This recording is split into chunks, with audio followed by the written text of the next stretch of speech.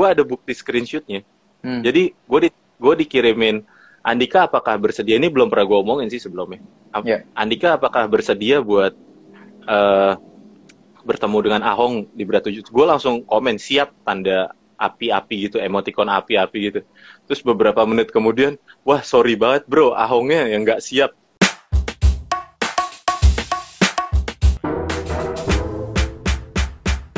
Nah, ini dia. Asli, sorry banget nih. Santai bos. Yang penting udah Ntar gue pakai join. headset nih. Santai. Yoi. Yoi. Gimana ya? Lagi di mana? Di rumah? Gimana? Di camp lah, seperti biasa. Oh, luar biasa. Lagi abis Yoi. berlatih apa belum berlatih? Belum berlatih. Masih ngurus-ngurus camp. Asik. Pertanyaan sebelum kita mulai nih, Em. Santuy aja lah, ngobrol santai. Apa kabar buat para buffmates nih yang udah mulai join, makin banyak join, udah 30-an lebih. Mau tahu nih, Lumayan kabar nih. lu gimana? Kabar apa nih? Kabar dunia perkelahian atau Kabar kehidupan biasa? pribadi. Pribadi sih mah. Ya lagi menikmati hidup lah. Menikmati hidup soalnya kan lagi bangun gym kan gue. Lagi ngurus gym. Nah, itu gimana tuh Baku Belah sekarang sudah pre-pandemi, udah mulai dibuka-buka semua. Apakah udah lancar? Baku Belah ya masih, ya itu kan kemarin kan kena pandemi lah. Maksudnya kayak PPKM kan ngebuat kayak agak susah lah buat ngembangin bisnisnya kalau ya di... Agak putus-putus nih, Em? Gue sih kagak sih, aman. Oh, aman. Oke. Terus, gue mau nanya nih sebelum kita nanya dunia perkelahian lo. Susah nggak sih buka gym? Lo kan buka Baku Belah pas pandemi lagi berlangsung, tiba-tiba tuh PPKM. Itu rintangan yang harus dilewati apa aja tuh pas lu bikin itu? Baku Belah akhirnya bisa agak stabil sekarang setelah pandemi. Iya. Susah enggaknya tuh kayak ini sih, kayak maksudnya lo tau lah kalau di industri ini tuh kayak selalu susah gitu. Kayak di industri martial arts Indonesia tuh lo mau di aspek apapun kayak selalu susah deh. Kayak lo mau buka gym susah, mau jadi atlet susah, mau jadi apa promotor juga susah, semua kayak susah gitulah di Indonesia tuh. Emang industrinya belum terlalu tumbuh lah di Indonesia karena emang marketnya juga masih sedikit lah gitulah yang penggemarnya gitu. Jadi bisa dibilang lumayan susah sih kalau ini. Cuman ya mungkin kan gue udah lumayan lama ya di industri ini kayak jadi rata-rata sih kalau di gym itu kebanyakan yang datang orang-orang komunitas ya, orang-orang yang udah kenal gitu-gitu. Jadi semakin kita banyak pergaulan kita semakin luas di industri ini ya semakin lebih bisa fleksibel lah buat ngurus bisnisnya. I see. Ada tips nggak buat orang-orang yang misalnya mau membangun suatu gym atau camp lagi struggling gini? Ada tips-tips yang paling utama nggak sih mereka nggak boleh sampai lewat? Tips-tips utamanya sih yang paling utama kayak yang gue bilang di industri ini kebanyakan tuh ada dua tipe orang yang mau ngebuat gym. Yang pertama itu orang yang benar-benar passionate sama industri combat sport tapi nggak ngerti bisnis. Yang kedua ada orang yang benar-benar ngerti bisnis tapi nggak passionate sama industri ini kayak gitu.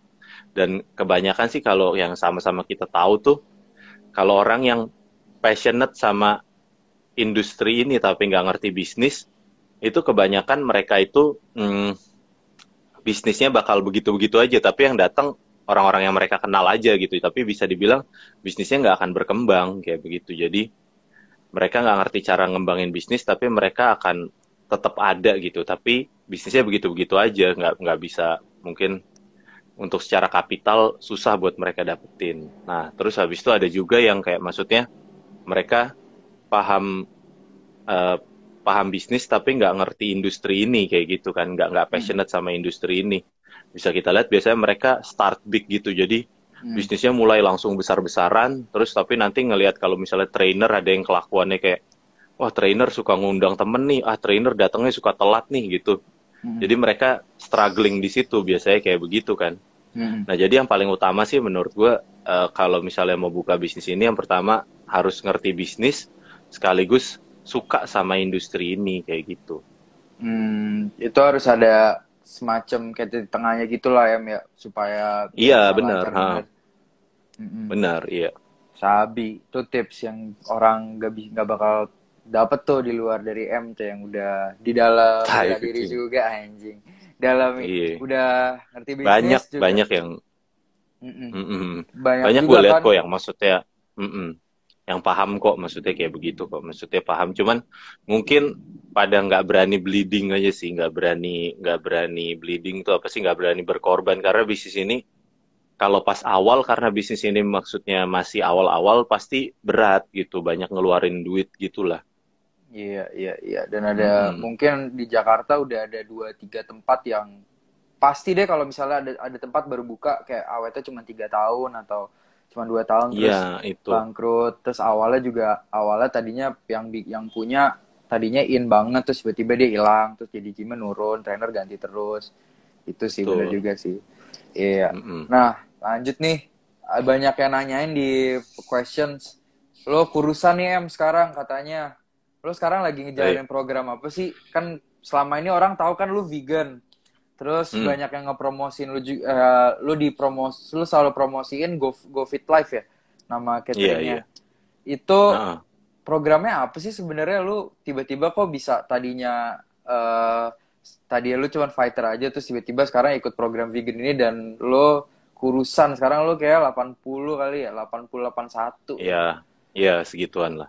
Mm-mm. Sebenarnya sih gini sih kayak maksudnya vegan tuh gue kan dari sebagai fighter tuh kan lu harus punya diet masing-masing kan kayak gitu kan kayak maksudnya lu harus punya satu jenis diet yang lu pegang gitulah dan gue udah nyoba nyari semua jenis diet yang pernah ada lah maksudnya gitu kayak even yang sampai aneh-aneh gue juga pernah coba kayak diet golongan darah ya gue pernah coba ibaratnya yang Diet menurut gue golongan kayak darah agak apa aneh gitu kan ada dah jadi kayak misalnya golongan darah lu lu nggak boleh terlalu banyak makan apa tuh namanya susu kayak gitu gitulah ada yang kayak begitu gitu kan. gue kira Nah lo terus habis itu golongan darah O nggak boleh makan Oreo. tai lah. lanjut lanjut Enggak lanjut. iya macam itulah kayak maksudnya hmm, gue terus ternyata yang paling gue cocok tuh pas gue nyoba-nyoba tuh vegan jadi gue sebenarnya tuh kan sebenarnya diet tuh kan strict beberapa makanan yang nggak boleh lu konsumsi aja gitu kan ya Mm-mm. kalau ternyata gue cocoknya di vegan kayak begitu nah terus kebetulan ya waktu itu ada beberapa brand yang nawar-nawarin gue buat eh, mau nggak kayak kerjasama kayak begitulah jadi gue sendiri sebenarnya tujuan vegan adalah buat nge-branding diri gue sendiri juga sih kayak gitu jadi gue cari niche market gue sendiri lah jadi kayak cari ceruk pasar gue sendiri kayak gitulah jadi pas gue membranding diri gue vegan beberapa brand vegan emang masuk kayak begitulah jadi tujuannya selain bisnis ya emang berguna juga buat ini buat pribadi gue gitu buat buat pekerjaan gue Ah, kayak gitu nah terus kalau buat kurus sih paling ini sih gue juga kemarin kan lagi banyak latihan tinju juga kan kayak latihan tinju tuh kayak ngebantu lebih ke kurus karena gue jadi jarang ngangkat beban kayak yang sebelum-sebelumnya gue ngerasa even pelatih-pelatih gue bilang lu terlalu lambat katanya gitulah terlalu hmm. lambat buat nah makanya gue pengen at least di berat gue yang di gue tanding di 77 gue dapat kecepatan yang at least bisa maksimal di berat 77 kecepatan. Naikin speed lah. Nah, Jadi karena gue lagi banyak naikin speed, nggak banyak angkat beban, jadi mungkin massa otot juga nggak sebanyak dulu, tapi lebih fungsional aja dan lebih kurus mungkin. I see. Nah, sekarang emang kalau emang pada Bapak Faisal kan gue juga latihan di baku belah juga dan emang gue perhatiin Mm-mm. M tuh sekarang lebih cepet gitu loh untuk ukuran welter tuh M cepet Mm-mm. lah bisa bisa dibilang udah lebih ringan sekarang. Nah dari itu sekarang lu cepet terus lu udah vegan sekarang lu ngerasa lu di kondisi lu lagi prima banget gak sih? Kalau mungkin di baku belah tuh kan kayak kita kan sangat mengutamakan sport science juga gitu kan. Hmm. Sekarang lagi di develop juga programnya yang maksudnya karena marketnya masih maksudnya komunitas dan kita mau mengembangkan ke pasar yang lebih luas gitu. Nah, maksudnya kita sangat mengutamakan sport science di sini. Jadi Kalau misalnya kita memang belum ada panggilan untuk tanding, kita nggak ngincer peak performance lah. Jadi peak performance tuh kayak performance paling terbaik kita tuh nggak boleh ditahan lama-lama di situ. Jadi kayak Hmm. kata pelatih-pelatih di sini tuh kayak kita fase maintaining lah. Jadi gue dalam fase maintaining saat ini gitu. Jadi kayak even eh, di minggu ini tuh gue lebih banyak kayak katanya pelatih jangan terlalu banyak dulu latihannya kayak gitu, kayak turunin dulu supaya maksudnya nanti bisa dinaikin lagi kayak begitu. Jadi emang ada ininya lah, sport science-nya lah kayak gitu. Jadi nanti ketika memang ada panggilan tanding baru Mm-mm. dikejar buat ke peak performance-nya. Nah, itu baru kita masuk. Ada gimana nih panggilan tanding? Ada bau-bau mau turun Mm-mm. lagi nggak deket-deket ini? Panggilan tanding kayaknya udah nggak ini sih, gue juga udah nggak begitu ngarep sih kalau dari One Pride ya. Iya. Kayak apa sih? Kayak maksudnya kayak gue juga nggak paham sih, kayak maksudnya kayak apaan sih, kayak males juga gue mending kayak ngurusin yang lain dan gue masih bisa uh, ya maksudnya masih banyak opportunity lain lah di Hmm. industri ini, kayak maksud gue gitu. Kayak maksud gue juga nggak ngelihat di One Pride itu ada sesuatu yang sehat gitulah, kayak aneh menurut gue. Kayak maksud gue apalagi yang mau diharapin dari sana gitu, Tapi dari One Piece kayak sendiri gitu. ada kabar nggak lu? Di luar waktu itu lu sempat di-mention di artikel, dan itu kan kalau artikel kan mungkin jurnalis yang bikin ya. Tapi dari internalnya sendiri, dari matchmaker atau siapapun, belum ada kontak-kontakan buat lu return lagi nih. Gak ada sih, malah banyak bacotnya itu. Gue malah sering banget dikirimin sama orang. Gue gila, ini gue nonstop banget ya. Kayak dari apa tuh namanya, di Instagram gue tuh mentionnya tuh rata-rata ke gue versus Windri, kayak begitu-begitu terus. Kayak maksudnya harusnya One Pride sadar lah itu ada, maksudnya animo dari masyarakat atau enggak dari masyarakat tuh pengen ngelihat itu gitu loh. Kayak maksudnya lu bikin sebuah event gini terus habis itu ada demand dari masyarakat, ada permintaan dari masyarakat yang minta kayak gitu ya. Terus lu cuekin gitu. Kayak berarti lu sendiri nggak peduli sama penggemar-penggemar lu, penonton-penonton One Pride itu, kayak maksud gue gitu. Aneh sebagai promotor tuh, aneh maksud gue. Gue nggak Hmm. nangkep dan gue sendiri nggak pernah dihubungin. Tapi sedangkan gue kayak banyak banget dikirimin kayak screenshot gitulah via DM gitu ya, Hmm. dari orang-orang, dari followers gitu. Kayak banyak yang bilang kayak terakhir nih semalam gue ada yang di grappler receh juga kalau nggak salah, Hmm. yang kayak bilang tuh siapa tuh salah satu videographer One Pride kalau nggak salah, dia suka bacot-bacot di Facebook gitu. Dia bilang katanya Maret Ahong ketemu sama Windri, ya udah gak apa-apa, gue sih nggak masalah. Kayak semua juga tahu lah, kayak semua juga pada komennya gitu kan, lu tau lah Ahong kalah 2 kali berturut-turut dan fight terakhirnya kan makan tai gitu kan. Kayak apa ya fight terakhirnya gitu kan, kayak apaan sih kayak gitu. Ya udah kalau emang mereka pengen di level itu ya udah nggak masalah. Tapi sebenarnya lu seneng juga gitu ya, maksudnya ada support dari komunitas di luar internal lu, yang maksudnya fans-fans One Pride gitu yang emang pengen banget lihat lu main lagi gitu, dan banyak responnya gitu loh. Cuman dari One Pride sendiri belum ada respon sama sekali. Maksudnya ada boost. Lo ada ngerasa boost sedikit positif gitu gak sih? Kayak banyak yang support lu juga, walaupun ya Banget lah. walaupun kayak lu nggak dikasih fightnya, tapi banyak orang yang sejalan gitu loh sama lu, kayak lu tuh lebih berhak daripada yang lain gitu untuk fight dapet title gitu.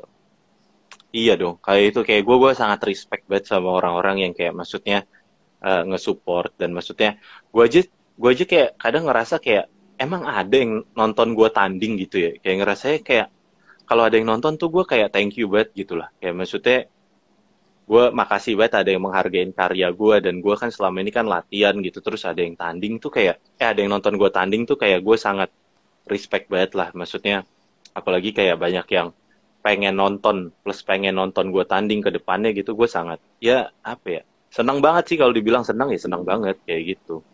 Kayak gitu makanya kayak, dan plus itu kayak setiap hari gue kayak nonstop banyak yang mention gitulah, kayak kapan nih Andika tanding, kapan nih Andika tanding. Itu kayak gue kadang nggak bisa balesin satu-satu karena kayak kalau gue balesin satu-satu kan di akunnya TV One kayak di sorry, di akunnya One Pride kan kesannya kayak gue nyari-nyari masalah gitu lah. Sedangkan kayak gue, ngapain sih nyari-nyari masalah, ini udah nggak jelas semuanya kayak gitu lah. Kayak maksudnya gitu. Gue justru nggak enak sama orang-orang yang kayak pada pengen nonton gue tanding kayak kayak gitu. Nggak enak gue sama mereka. Nggak bisa gue jawabin satu-satu, tapi ya thank you aja sih, gue pengen bilang itu aja. Tapi gue sih mikir kayaknya kalau misalnya emang dari komunitas atau dari fans-fans One Pride banyak yang bakal terus mention gitu, gue rasa tahun depan lu bisa mungkin dipanggil lagi sih. Mungkin. Gue juga nggak tahu masalah apa yang ngebuat sampai gue nggak dipanggil ya. Nah Kayak itu gue lu sampai ini masih bertanya-tanya sih. Kenapa? Gue nggak ada masalah sama. Terus kayak banyak yang kayak siapa sih, ada satu yang gue bilang videografer tuh yang baik bacot banget kayaknya di Rizado ya, Rizado bukan? bukan Rizado, siapa sih kemarin baru gue follow back juga, soalnya dia orang baik bacot banget, ntar gue pengen gue posting juga anjing. Kayak gitulah intinya, kayak maksud gue ngapain sih, kayak gue kayak nggak ada pernah ada masalah malu lu terus lu sokap kayak gue bilang gitu kan.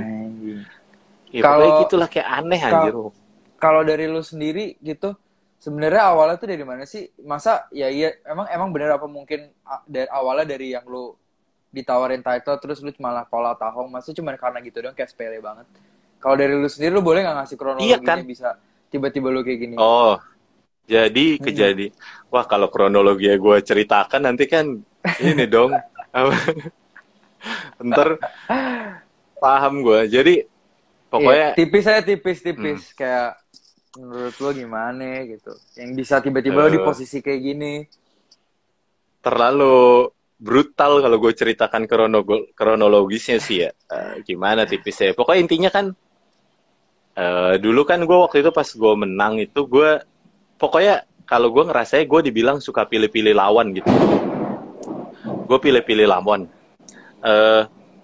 Gue juga bingung di mana letak gue pilih-pilih lawan. Gue tuh udah bilang pas gue tanding sama Theo, gue bilang ayo gue lawan Theo gitu. Cuman kenapa pada sesensi itu gue nantangin Ahong? Ya udah sih, gue udah liat Ahong sekarang kayak kemarin pas tanding kayak gimana, gue udah males ketemu Ahong. Seriusan, kayak gue kan cuma nantangin doang, kayak nantanginnya juga ngajak sih, lebih ke arah ngajak gitu loh. Kenapa lu pada sesensi itu kayak gitu? Emang Ahong siapa sih kayak gitu? Terus kayak ada yang bilang nih ya, ntar postingnya gue posting juga deh.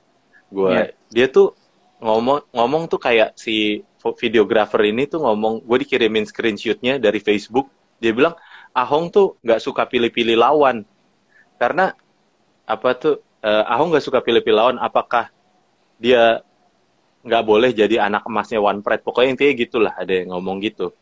Nah terus itu nggak masuk akal, soalnya kayak Ahong pas seharusnya gue sempet lawan Ahong, tapi Ahongnya nggak mau lawan gue. Gue ada bukti screenshotnya. Jadi gue dikirimin, Andika apakah bersedia, ini belum pernah gue omongin sih sebelumnya. Andika apakah bersedia buat bertemu dengan Ahong di berat 7? Gue langsung komen siap, tanda api-api gitu, emoticon api-api gitu. Terus beberapa menit kemudian, wah sorry banget bro, Ahongnya yang nggak siap. Bangsat, gue bilang.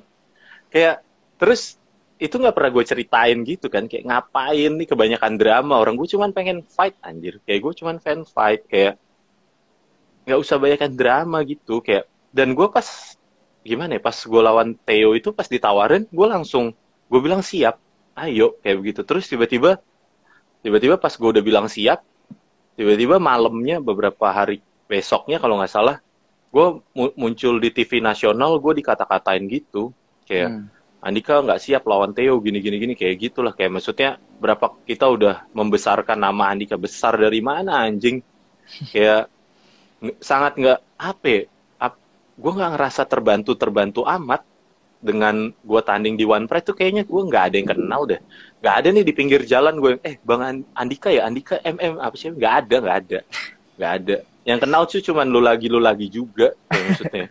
Ya, ini tuh bukan industri yang gede-gede banget, nggak usah sok-sok ngebesarin nama gue anjir. Kayak maksudnya gue juga usaha sendiri nih, kayak maksud gue gitu. Kayak jujur aja, banyak juara-juara One Pride nih ya, yang followersnya cuma 3.000, 2.000, banyak kayak gitu, nggak ngebantu apa-apa juga kayak gitu. Lu cuman kayak ngasih wadah buat kita bertanding, buat kita berkarya gitu. Tapi kalau secara promosi, mempromosikan fighter mana tai kucing. Gak ada One Pride mempromosikan apa? One paling Ahong doang dipromosiin Ahong.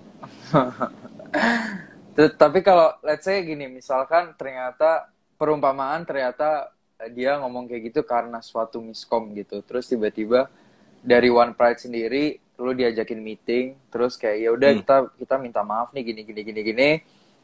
Tapi ya udah deh gue kasih lu fight. Lu masih bersedia nggak dengan kondisi lu sekarang kayak gini terhadap One Pride? Masih mau nggak lu? Ya tergantung sih. Gue tuh jujur kalau lu nggak suka datang terus ngomong di depan muka gue gitu, kayak nggak jelas kalau kayak gini-gini. Kenapa nggak ngobrol sih? Kan kita kenal. Pengurus One Pride tuh gue nggak ada yang nggak kenal kecuali orang televisinya ya. Jadi bisa dibilang One Pride secara One Pride gue kenal mereka dari dulu semuanya. Kenapa lu pada nggak pada sih? Kayak gue rasa ya cuman ya yang gue tau mungkin yang masalah ya satu orang doang kali ya. Sisanya gue kayak slow deh. Kayak gue slow sama semuanya gitu. Orang gue masih sering chattingan, masih sering ngobrol. Ya nggak ngobrol sih, nggak sebro itu. Cuman nggak ada masalah masih tektokan aja. Lah, masih tektokan. Iya, nggak ada masalah aja intinya kayak gitu. Kayak kenapa sih kalau lu nggak suka kan? Lu ada nomor gue. Orang dari dulu gue latihan bareng kok, kita semua berasal dari komunitas yang sama gitu. Kayak maksudnya kita kan asalnya mulai bareng-bareng gitu. Kayak maksudnya gue juga masuk One Pride tuh bukan karena buat gue cari uang, buat gue. Cuman emang kita satu komunitas yang sama-sama suka bela diri MMA ini.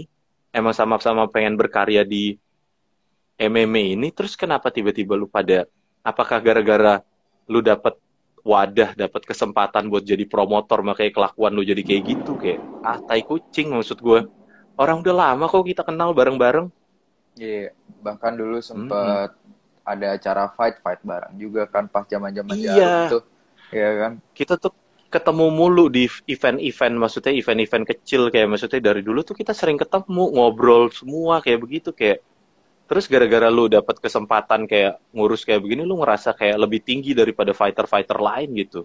Kayak yang namanya promotor sama fighter tuh bukan menurut gue ya, approach-nya tuh hubungannya tuh bukan kayak anak buah sama bos dong harusnya. Seharusnya kita win-win solution lah. Maksudnya kayak kita tuh partner gitu loh. Tanpa promotor tuh fighter bukan apa-apa. Tanpa fighter promotor juga bukan apa-apa gitu. Iya, emang harusnya sewajarnya seperti itu harusnya ya. Iya dong, harusnya begitulah. Iya, tapi gimana nih maksudnya, let's say emang dibilang untuk One Pride ya sudah kelar lah, lo berkompetisi gitu. Lo di luar One Pride masih pengen berkompetisi lagi nggak sih? Pastilah, itu kayak udah panggilan sih ya, kayak maksudnya even gue berbisnis pun kayak lu tau lah, gue di Baku Belah tuh bukan sebagai pelatih di sini, gue lebih ke manage sama gue sendiri sebagai atlet gitu. Kayak gue nggak bisa ninggalin fight-nya kayak gitu. Kayak gue mungkin ya selama gue masih bisa pakai badan gue ya gue pengen tetap fight. Cuman ya emang mungkin kesempatannya aja yang kayak masih belum ada kesempatan. Tapi kedepannya sih kemungkinan gue udah beberapa cadangan plan lah buat misalnya gue mau tanding di mana ya udah ada sih.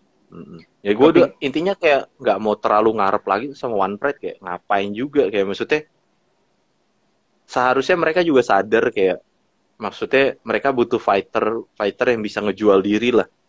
Ya makin kesini gue lihat One Pride juga ya gimana, fighternya juga makin sedikit juga kayak gitu. Kalau lihat kenyataannya, sponsor juga makin berkurang kayak begitu, hal-hal kayak begitulah.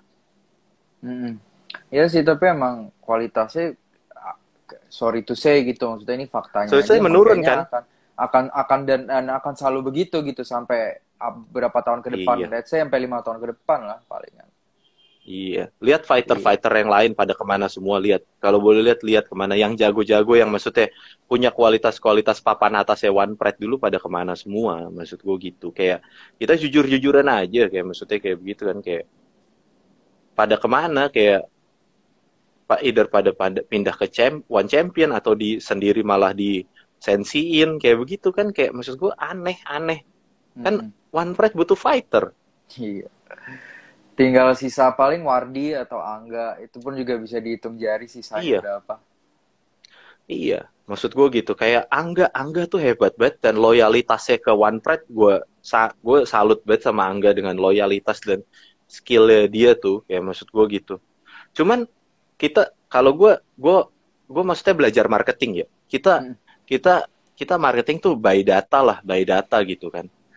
Engagementnya Angga maksudnya kita bisa lihat kayak eh, maaf ya nih gue komen kayak begitu kayak maksudnya cuman beberapa kali kayak gue pribadi bilang ke Angga gitu, lu juara Indonesia gitu, kenapa lu nggak bisa jual diri lu kayak lebih lagi gitu seharusnya, kayak masa followers tuh cuma 7.000 sih kayak gitu loh, Hmm. kayak kayak lu juara Indonesia sekarang udah sabuk abadi gitu kan ada istilah sabuk abadi di OnePride kan, Betul. masa followersnya 7.000 gitu, kayak maksud gue kalau di kepala gue seharusnya atlet itu seharusnya punya tingkat selebritas istilahnya kayak begitu, kayak maksudnya atlet tuh seharusnya di luar negeri Cristiano Ronaldo gitu kayak dia selebriti gitu.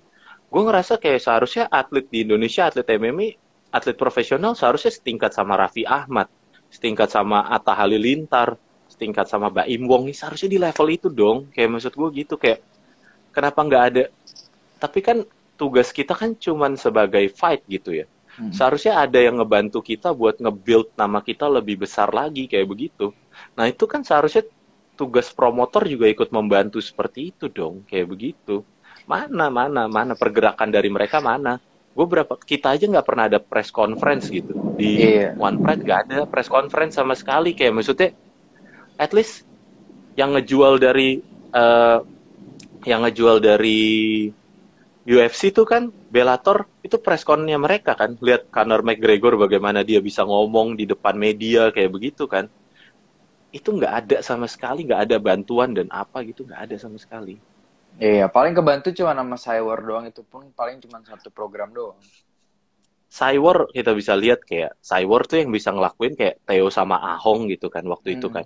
Itu Iya. pun menurut gue waktu itu Theo yang bener-bener ngebawa itu gitu. Ahongnya sendiri kan cuman bagian dari Cywarnya Theo menurut gue waktu itu. Itu Iya. pendapat pribadi tapi gue bisa pertanggungjawabkan atas itu semua sih, kayak Iya. jelas kok kayak begitu, kayak dan Iya. itu menghasilkan 14 juta view kan, Iya. 14 juta view gitu, 14 juta view, apakah bisa OnePride mengulang itu lagi? Iya.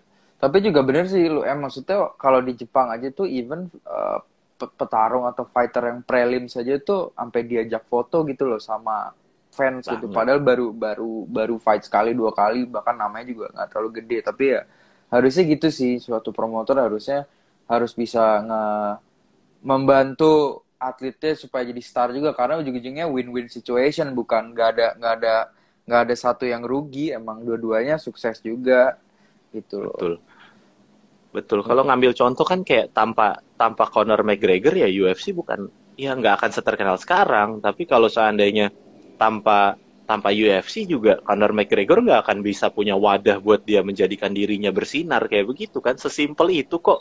Iya. Kayak maksudnya hal-hal kayak begitu kenapa gitu, kayak maksudnya kayak OnePride tuh kayak kayak kebingungan gitu cari jati diri, aneh dong menurut gua, aneh, kayak maksudnya even sabuknya, beltnya pun kayak kopas dari UFC banget gitu sabuknya, kan bisa bikin sendiri dong, kayak desain sendiri gitu, desain sabuknya sendiri, brainstorm, duduk bareng-bareng nih rapat, kita mau bikin sabuk nih, sabuk gimana yang ciri khasnya Indonesia banget yang bisa dijual ke market Indonesia, yang bisa mengembangkan fighter-fighter Indonesia jadi lebih keren dengan pakai sabuk itu gitu.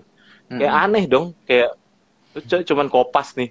Wah, UFC sabuknya keren ya, Ctrl C, Ctrl V, udah begitu. Gak masuk akal, cuman ganti, hapus tulisan UFC, ganti. Aneh Ganti. banget kayak maksud gue.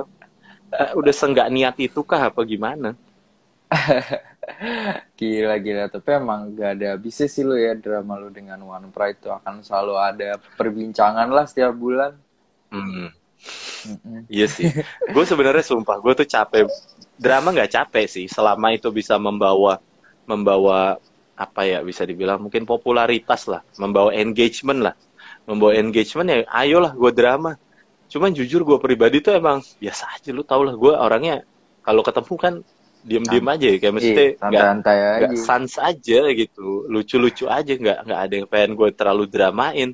Iya. Cuman ya karena gue terpaksa buat ngelakuin ini, ya udah sih kayak begitu. Gue sih real aja sih kayak begitu. Kalau gue sendiri nggak pernah pengen ada drama. Even gue pas nantangin Ahong nggak ada gue kayak yang teriak-teriak apa ngata-ngatain gitu, nggak ada. Gue cuman ngajakin kalau masih tertarik, bahkan gue ngomongnya kayak gitu. Di mana letak dramanya itu? Iya kan? Iya. Terus gimana tuh tadi lu bilang katanya lu ada backupan di luar One Pride. Boleh nggak? Maksudnya salah satunya tinju nggak sih? Karena lu kan baku belah sekarang lebih Iya. fokus di tinju nih. Salah satunya tinju bukan? Atau Benar. mungkin lu mau balik lagi ke MMA lagi? Atau tiba-tiba lu mau jadi pro wrestler gitu? Bisa aja kan? Hai. Enggak.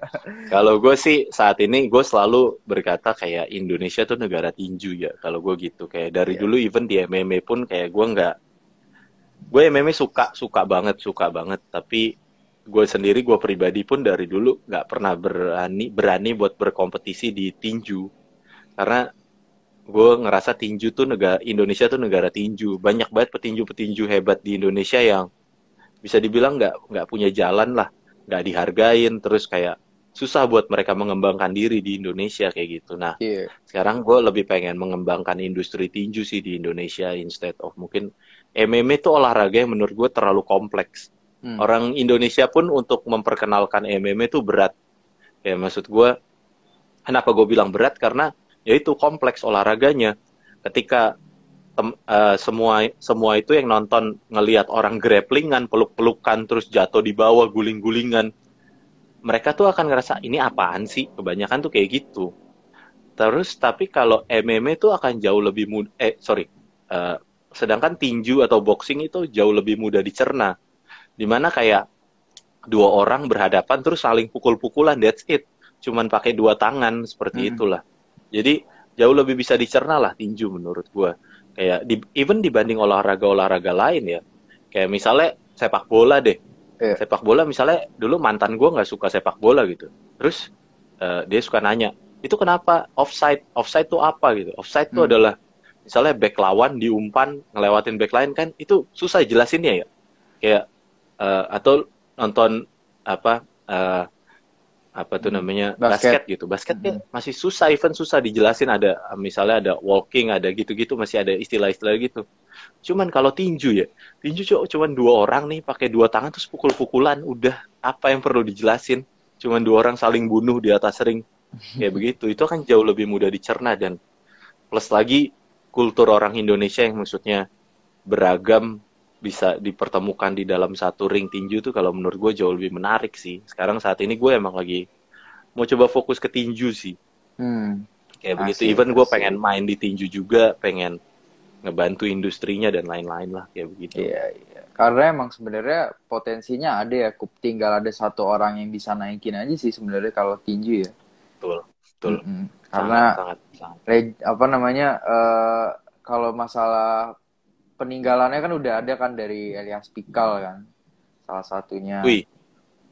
Kalau soal sejarah tuh maksud gue percaya banget sebenarnya Indonesia tuh sejarah tinjunya sangat maju gitulah kayak maksudnya. Cuman ada satu mata rantai terputus yang menurut gue kayak pada saat ada fase terputus industri tinju tuh sempat mati di Indonesia kayak begitulah.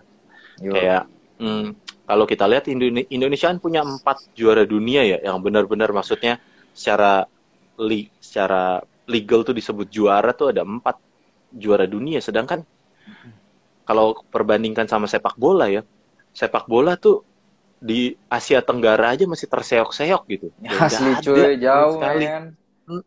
Even kayak udah pakai naturalisasi lah segala cara diusahakan. Indonesia nggak bisa maju sepak bolanya, nggak bisa. Kayak menurut gue mungkin mesti ganti nama negara aja sih baru bisa berhasil sepak bolanya berhasil gitu ya.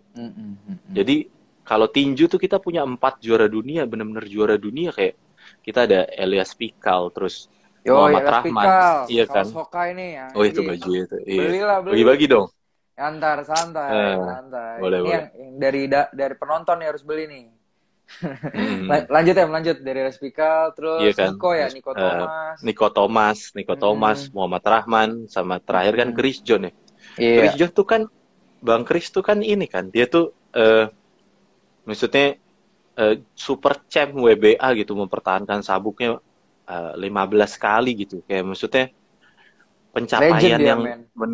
iya terlalu Iya, menurut gue seharusnya di GBK tuh ada patungnya dia gitu. Patungnya asli. si Bang Kris harusnya tuh di level itu. Cuman ya apresiasi masyarakat terhadap dia tuh nggak nggak terlalu banyak yang kayak gitulah. Kayak maksud gue juga maksudnya kalau semua orang tahu lah Chris John siapa, tahu gue rasa kayak tahu. Iya, Pada mau foto sama Chris John. iya. Tapi kalau gue tanya, lu pernah nonton pertandingan Chris John yang mana? Pasti sedikit yang Kagak. tahu, sedikit Iya, yang paling pernah menghargai karyanya dia. paling cuma satu atau dua gitu ya.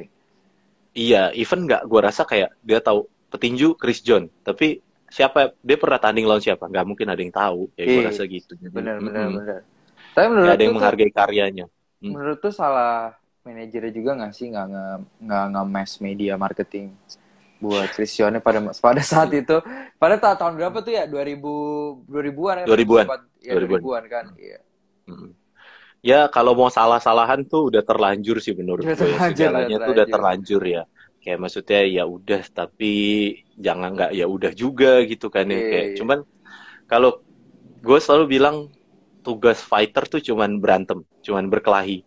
Kita nggak punya waktu lagi buat memarketingkan diri, kita nggak ada waktu lagi untuk belajar marketing, sosial media, media marketing, semua gitu. Kita harus di manajerin gitu. Kita harus Mm-mm. ada yang ngurus, harus Mm-mm. ada karena tugas kita bangun latihan, makan tidur, bangun lagi langsung latihan dan itu nggak ada waktu, nggak ada tenaga lagi buat belajar, nggak ada Betul. lagi waktu buat cari koneksi, cari link. Itu kan butuh seseorang yang ngebantu gitulah. Jadi Mm-mm. kayak menurut gue even promotor tuh seharusnya bisa gitu loh. Promotor kayak bikin poster aja nggak becus kadang-kadang gitu loh. Poster poster tuh apa susahnya? Poster tuh susah kalau lu nggak niat bikin. Kalau poster nih, lu duduk brainstorm kira-kira cari referensi poster di luar negeri yang bagus apa. Terus karakter dari fighternya bagaimana baru dibuat posternya. Coba lihat poster-poster ya kayak ya sorry itu saya balik lagi ke One Pride gitu ya. Lihat poster One Pride cuman foto terus gambarnya belakangnya green screen terus karakternya dipasang sampingan gitu kayak ini yang mau nonton bagaimana dong kayak gitu kayak kalau gue sih ngerasa ya kayak maksudnya harusnya gimana cara menggait market anak-anak Jakarta Selatan justru karena menurut gue pusat tren di Indonesia itu adalah anak-anak Jaksel gitu ya anak-anak Jakarta Selatan kalau seandainya gue bisa bilang One Pride itu sukses kalau seandainya mereka bisa nge-guide market Jakarta Selatan. Hmm. Ya maksudnya gitulah. Makanya kalau One Pride kalau butuh bantuan buat apa tuh namanya bisnisnya bisa kontak gue dah. Gue bantuin dah bisnisnya sini. Gue bantu Sabi. lebih maju industrinya. Ntar bisnis One Pride 101 dah 10 cara membangun bisnis One Pride lebih maju. Tapi emang kayak template TV gitu nggak sih, mirip-mirip kayak kayak KDI gitu ya nggak sih? Terus dia jadi ke bawah, harusnya yang dia bisa ngerubah, tapi malah dianya ikut-ikutan Hmm. template juga.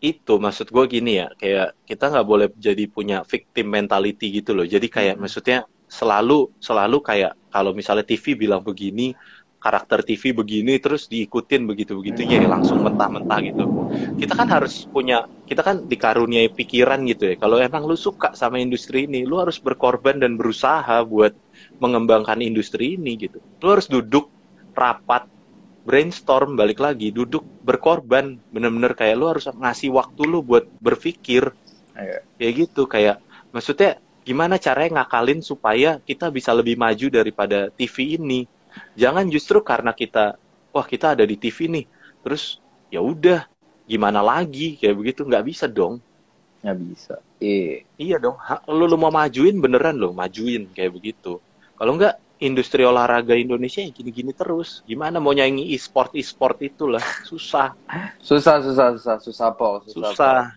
Iya. Ngomong-ngomong, ini terus tadi ngomong manajemen segala macam. Ini ada pertanyaan terakhir sebelum kita baisin, udah lumayan sejam hmm. nih. Lu Bacot akhir-akhir ya ini gue berarti ya. kagak sabi lah anjir. Effort gue Anjing gue berkurang, nggak kayak yang lain udah anjir. Gue harus sejam ya. harus push terus. Iya siap siap siap. Gimana Iya. gimana? Ini aja sih.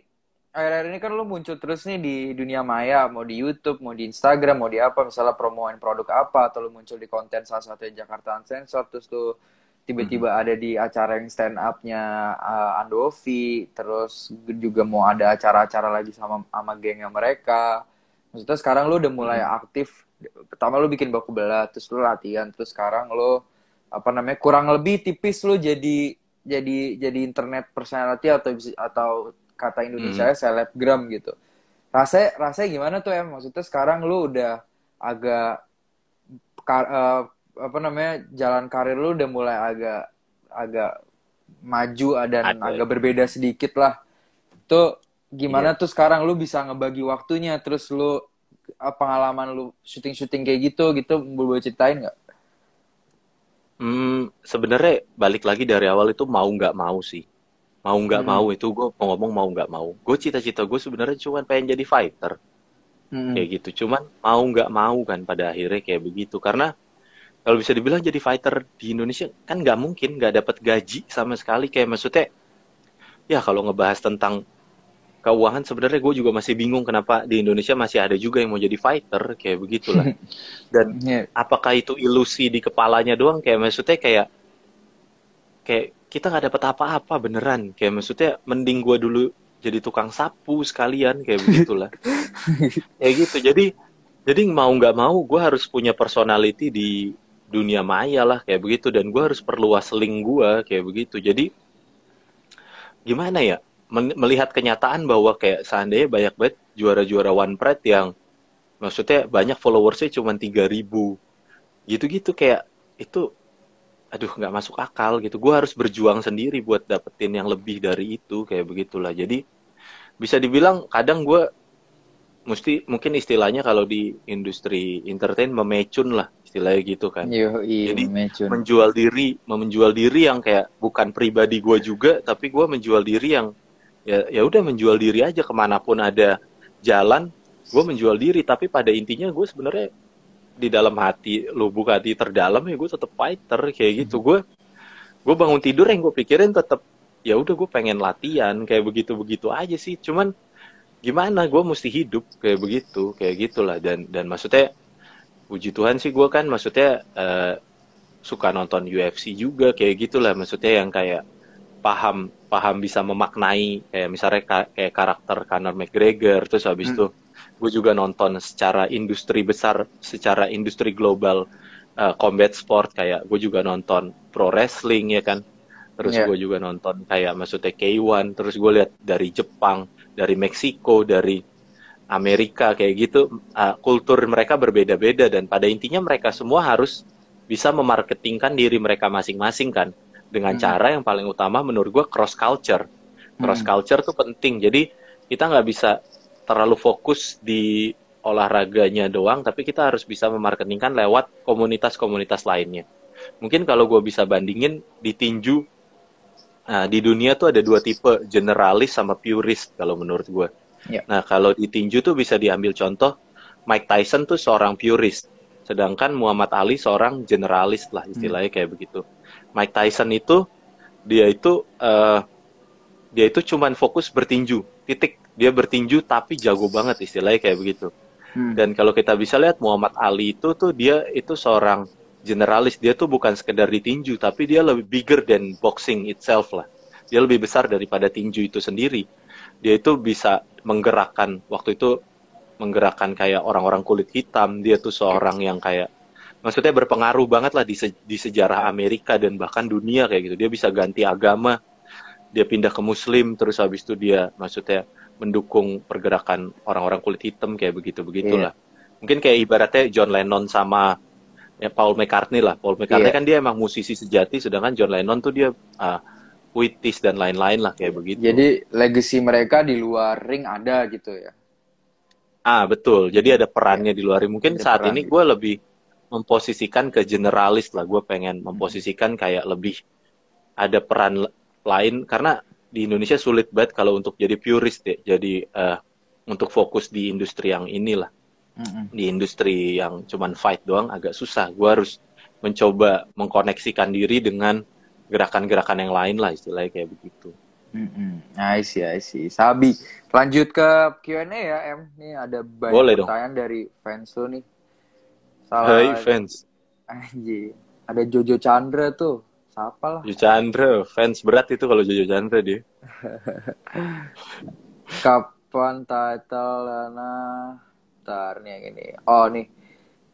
Tadi tanggapan M tentang Windry title fight lawan Ahong bulan Februari. Tadi tanggapannya udah prediksi. Prediksinya apa ya?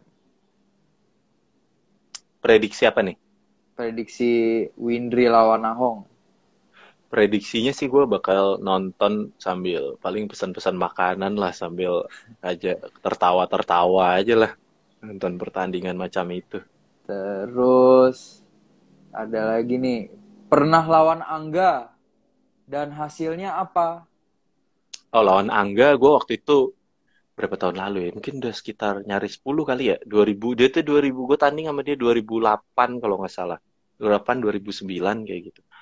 Waktu itu Angga tuh jujur tuh pertandingan yang paling gue inget.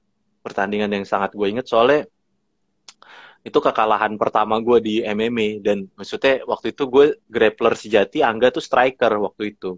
Dan gue tuh baru banyak hal yang gue pelajarin tuh dari situ. Kayak maksudnya ini bahwa ini adalah olahraga bukan sekedar berkelahi ya. Jadi bener-bener kayak ini olahraga, jadi Angga waktu itu lebih atletis dari gue jauh. Kayak maksudnya nafasnya lebih panjang, kayak begitu. Terus habis itu gue bisa take down dia tapi nggak bisa kontrol dia di bawah, kayak begitu. Hal-hal kayak begitu yang kayak semenjak saat itu pun, semenjak lawan Angga pun, setelah saya lawan Angga, gue langsung banyak belajar striking setelah itu. Banyak belajar boxing, muay thai, kayak gitu. Bahwa MMA itu ternyata bukan sekedar grappling, kayak begitu. Jadi itu yang gue bersyukur banget yang ketemu Angga itulah, kayak begitu. I see. Next question. Fighter luar yang menurut lo overrated dan underrated, Bang? Overrated? Wah anjir, nih pertanyaan yang harus berpikir dong. Sulit. Yang nggak di luar kepala anjir. Kalau fighter tuh yang overrated ya, overrated. Jawabannya bakal ini, soalnya bakal apa sih? Kalau gue nggak gitu suka sebenarnya si Kamaru Usman. Tapi dia nggak overrated, secara skill emang bagus gitu. Tapi gue kurang suka aja gitu. Jadi pribadi aja sih kalau menurut gue, kayak menurut gue dia tuh nggak terlalu menarik secara mix skill dan kemampuan ngomong tuh, kayak agak fake. Tapi gue nggak terlalu orang nggak suka karakter fake, tapi dia memfakekan jadi dirinya baik gitu. Kalau gue lebih suka Colby sama si Conor yang kayak mereka fake, aslinya gue yakin mereka orangnya baik, tapi ini apa tuh namanya? Tapi mereka membuat dirinya jadi jahat, terlihat jahat di media kayak gitu. Mungkin yang overrated menurut gue si Jorge Masvidal. Overrated ya. Karena dia kayak maksudnya sebenarnya nggak terlalu jago, tapi dia pinter marketing. Kayak begitu, itu overrated sih dia. Ada satu pertanyaan, Bang, setelah jadi vegan, apakah mempengaruhi performa fight baik dari power atau dan lain-lain? Sebenarnya sangat. Sebenarnya kan gue vegan terinspirasi dari ini juga ya, Diaz Brothers ya. Nick Diaz. Sangat. Yang paling utama adalah endurance. Endurance tuh benar-benar kekontrol banget dengan ini, jadi vegan. Paling utama endurance. Nafas panjang. Sabi. Nah, ini in general sih, tapi oke lah buat dikasih jawaban. Mulai kapan terjun di ilmu bela diri? Lalu apa hal dasar yang dipelajari dan dipersiapkan dalam melatih diri? 2000, gue pertama kali benar-benar fokus tuh 2008. Terus apa tadi? Yang kedua? Melatih diri. Hal yang dasar yang dipelajari dan dipersiapkan dalam melatih diri, kayak buat mental gitu sih. Yang kalau gue pribadi kalau mau belajar yang paling utama suka. Itu yang paling udah di atas segalanya, suka. Kalau lu suka sama ini semua, lu bakal nemu jalan, intinya gitu sih. Kalau lu suka sih, lu harus benar-benar suka ya, tapi kayak gitu, kayak karena lu nggak akan tiap hari tuh lu nggak akan dapat motivasi yang sama. Lu bakal akan tiba-tiba datang fase di mana misalnya lu punya misalnya lu harus kuliah, lu harus tiba-tiba cari uang, terus habis itu lu ada tanggung-tanggung jawab lain kayak begitu, itu kan akan merubah merubah fase fase hidupnya akan berubah. Tapi kalau lu suka, lu akan tetap bertahan di situ. Jadi mungkin visi lu tetap sama, tapi misi lu bisa berubah-berubah, istilahnya kayak gitulah. Sabi. Terus pertanyaan terakhir itu, kenapa nggak pindah ke One Champion yang dari segi jelas lebih jelas daripada One Pride? Kayak Iya, contoh siapa nih banyak tadi? contohnya. Iya, banyak ya. Banyak Contoh. banget, contohnya banyak banget. Iya. Balik lagi, gue gini sih, gue kalau dari awal kenapa gue sebenarnya yang nawarin gue masuk One Champion tuh duluan. One Champion nawarin gue masuk dibanding gue mau masuk One Pride.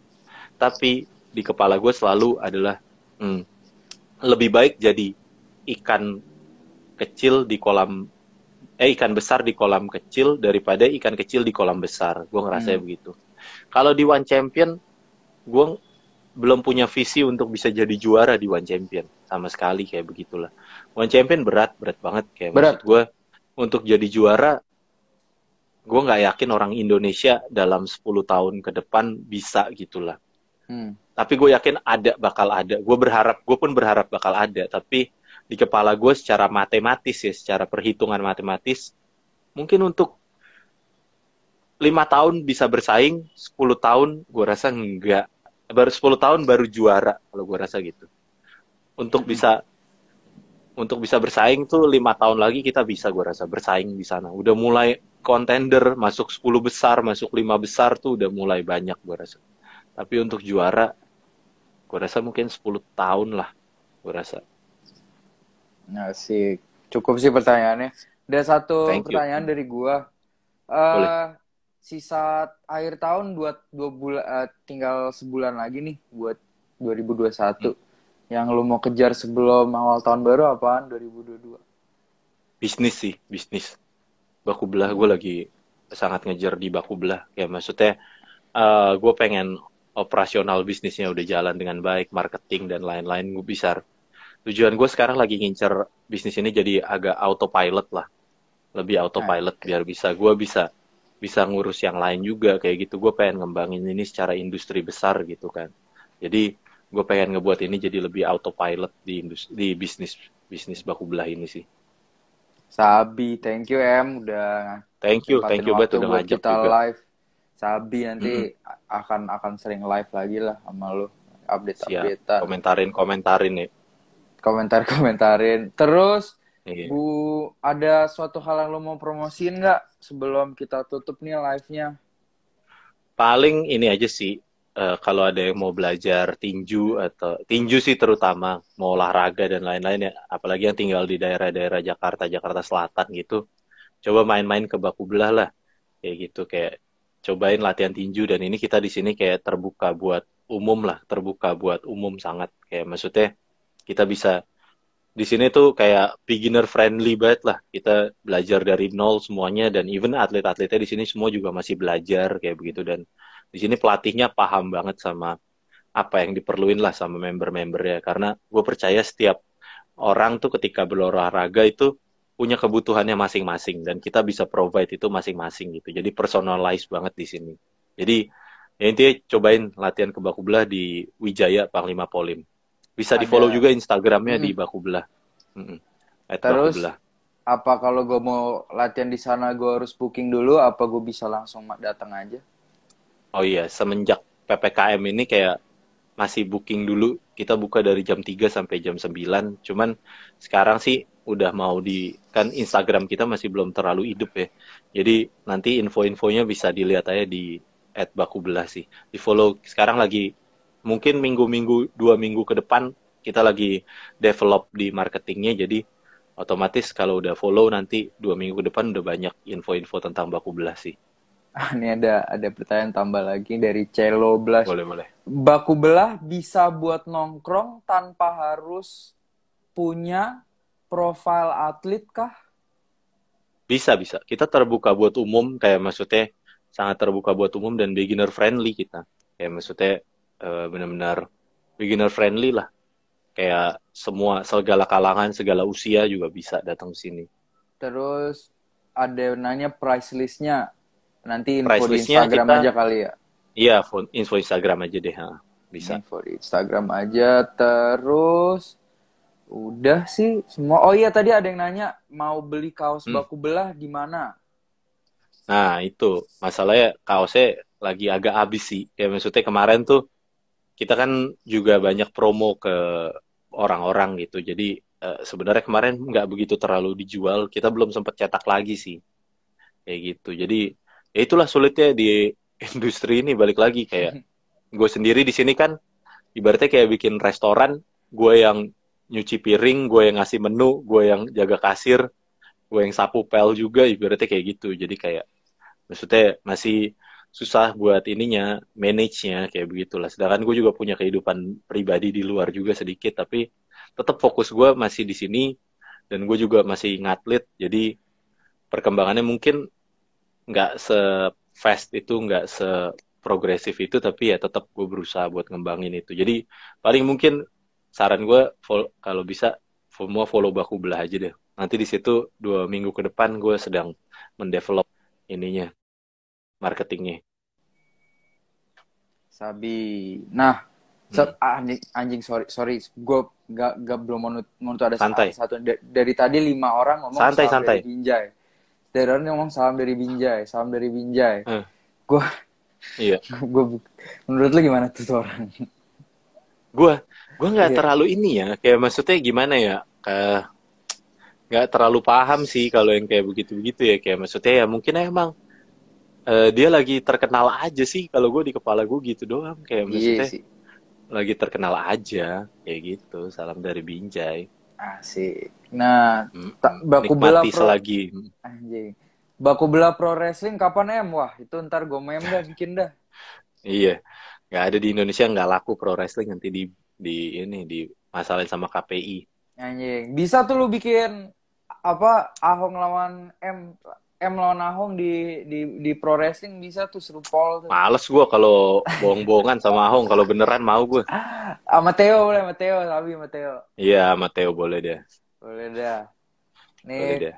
penutupan terakhir. Semangat Hmm. kamu akan dilenang suatu saat lagi di dunia baku belah dan hajar dikenang yang menaikkan minat orang untuk bela diri. Siap, Iya, thank you. Siap. Kasih siap. banyak doanya. Sukses lah semuanya. Sukses. Oke, thank you sekali lagi. Sampai Thank you ketemu di semuanya. live berikutnya. Jangan Hmm. lupa Amin. follow Instagram buffcombat.id, Bahkan. YouTube-nya juga Buff Combat TV. Nanti live ini ada di YouTube yang buat yang belum pada nonton, teman-teman mau nonton bisa bisa nonton replay lagi. Jangan lupa juga follow Instagramnya ya @andika_mamesa ya. Iya, betul. Andika Mamesa. Mana tuh ya? Mm-mm. Ada nggak sih? Oke. Dan Iya. apa Baku Belah juga yang mau latihan juga bisa langsung datang ke Baku Belah. Seneng banget Hmm. ngobrol sama ngobrol-ngobrol tentang Thank dunia you, thank combat you. sport sama dunia Hmm. bisnis MMA. Sampai ketemu Buffmates sampai ketemu di sesi berikutnya. Sampai jumpa.